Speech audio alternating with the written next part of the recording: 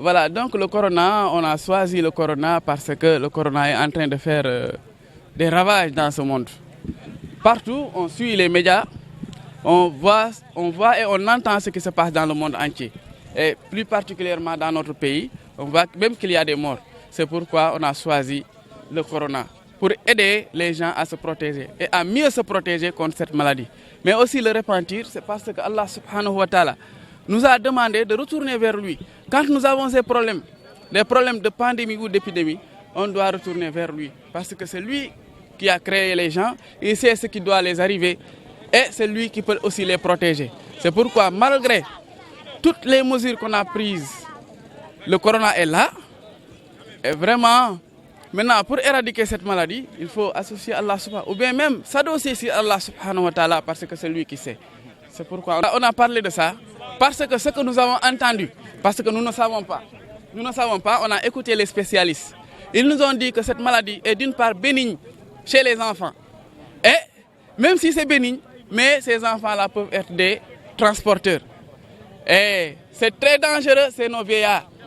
Alors, pour protéger nos vieillards, il faut retenir les enfants, parce que les enfants sont en contact permanent avec les personnes âgées des maisons.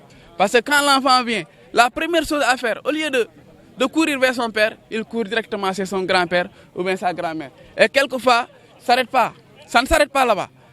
Les enfants jouent une sorte de lutte, de jeu à cache-cache avec leurs grands-parents qui peut être fatal pour eux. Et aussi pour nous, parce qu'ils nous aident à éduquer nos enfants et nous aident également dans les conseils, parce que les bandits même connaissent l'importance des vieillards. Parce que quelquefois, tu peux faire des conneries. Excusez-moi du terme, tu peux créer des problèmes. Mais quand on veut te sanctionner, le gars peut aller voir tes parents. Et tes parents interviennent et la personne cesse. Arrête. Arrête aussitôt parce que nous refusons d'être en contradiction avec nos parents. Donc nos parents sont très importants dans la société. Donc il faut les protéger, les aider. Et aussi, Allah subhanahu wa ta'ala nous promet le paradis si on s'occupe bien de nos parents. Donc ça aussi c'est une importance. C'est pourquoi je ne souhaite pas que nos parents meurent aussitôt. Et donc les recommandations, donc c'est pas moi qui les donne, c'est Allah subhanahu wa ta'ala qui les donne. Il dit la'allakum tattaqun. Donc tout ce qu'on a fait depuis le début du mois de Ramadan jusqu'à la fin, c'est pour avoir la piété. La piété n'est rien d'autre que arrêter ce qui est mauvais et faire ce qui est bien. Et encourager les gens mutuellement à faire du bien. Donc c'est ça que je recommande au peuple sénégalais et à tous les musulmans. Un musulman doit être exemplaire. C'est pourquoi d'ailleurs on a parlé du sermon d'Abou Bakr Siddiq radiyallahu anhu.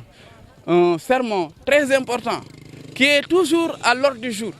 C'est pourquoi on a appelé les gens à écouter bien, à méditer sur le sermon d'Abou Bakr Siddiq radiyallahu anhu.